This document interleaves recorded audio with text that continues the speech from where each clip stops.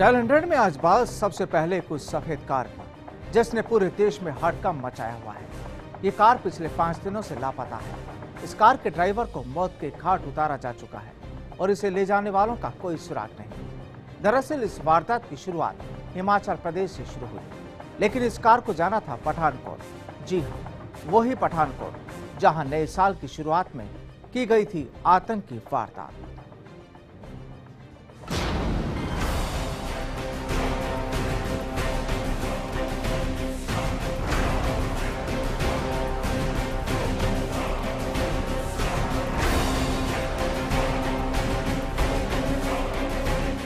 Pathankot airbase पर साल की शुरुआत में हुए आतंकी हमले के बाद पूरा देश दहशत में आ गया। एक तरफ पठानकोट की वारदात तो दूसरी ओर देश में आतंक का काला साया। एक तरफ 26 जनवरी का आयोजन होना है तो दूसरी ओर संदिग्ध आतंकियों की गिरफ्तारी के मामलों ने सुरक्षा एजेंसियों के भी कान खड़े कर दिए हैं। और इसी बीच सामने आ गई इस कार की वारदात। जी हाँ, ये कार लापता हो गई। 3 लोगों ने इस कार को हायर किया था 16 जनवरी को, लेकिन कार फिर कहां चली गई कोई नहीं जानता। 20 जनवरी को इस कार के ड्राइवर की लाश बरामद की गई तो फिर पुलिस के भी कान खड़े हो गए। सफेद रंग की Alto car number HP 01D 2440। जी हाँ, इस कार को अब तलाश किया जा रहा है। CCTV कैमरे में कैद हुई इस कार को देखिए, और ये वो लोग हैं जिन्होंने इस कार को हायर किया था। और अब इस घटना के बाद हिमाचल प्रदेश सहित जम्मू और दिल्ली जैसे कुछ दूसरे राज्यों में अलर्ट जारी किया गया है, क्योंकि पुलिस को संदेह है कि कार ले जाने वाले ये लोग कोई आतंकी ना हो।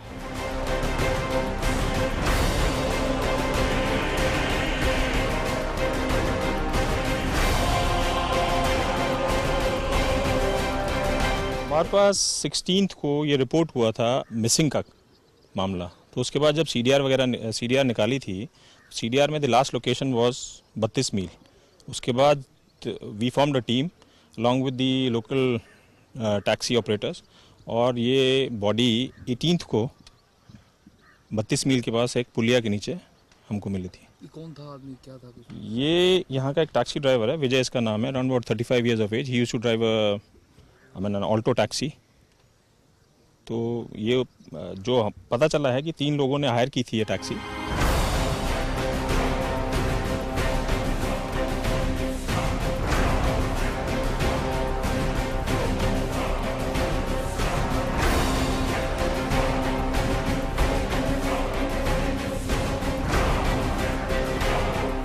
हालांकि इस मामले के बाद दिल्ली में भी अलर्ट किया हुआ है। वहीं दिल्ली पुलिस कमिश्नर BS पस्सी ने शुक्रवार को कहा कि वे सिक्योरिटी इशू को डिस्कस नहीं करना चाहते, लेकिन लोगों को अलर्ट रहना चाहिए। सामने आया है कि 3 लोगों ने इस कार को पठानकोट के लिए हायर किया था और आखिरकार 1600 रुपए में उन्होंने इस कार को हायर किया।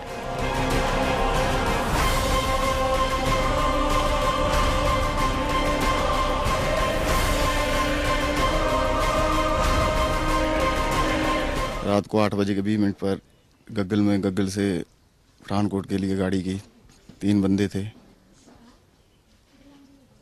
और वो चक्की बैंक के लिए गाड़ी मांग रहे थे।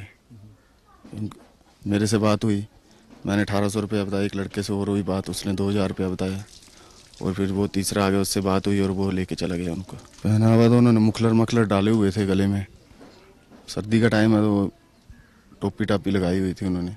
और दूसरा लड़का उसने पहचाना हुआ है बंदा, वो बोल रहा था उसने पहचाना बंदा है। वो मेरा भांजा लगता था जी, भांजा लगता था, छोटा होता है वो 6-7 साल का मेरे पास रहता था। हाँ जी। किस तरह हुआ ये हादसा? सर मेरे को उसके बाद में कुछ पता नहीं चला। पहले फ़ोन करते रहे, उसकी मिसेज मेरे को फ़ोन किया, मामा जिसको ढूंढो। फ़ोन किया उसने, हम ढूंढते रहे, यहाँ ढूंढे वहाँ, सबको पूछा, शायद मैं गिर गया होगा लोकल कहीं पे। फिर उसकी मिसेज आगे बोला मामा जैसे, हम साफ लगे ढूंढने, फिर नहीं मिला, फिर हमने FIR करा दी चौकी में। हाँ जी। तो उसके बाद फिर काफ़ी देर से ढूंढते थे, कहीं पठानकोट चले गए, कहीं गाँव चले गए, जहाँ पता लगा चलो गई है गाड़ी, ढूंढते रहे, बोले कहीं पता नहीं लगा उसका।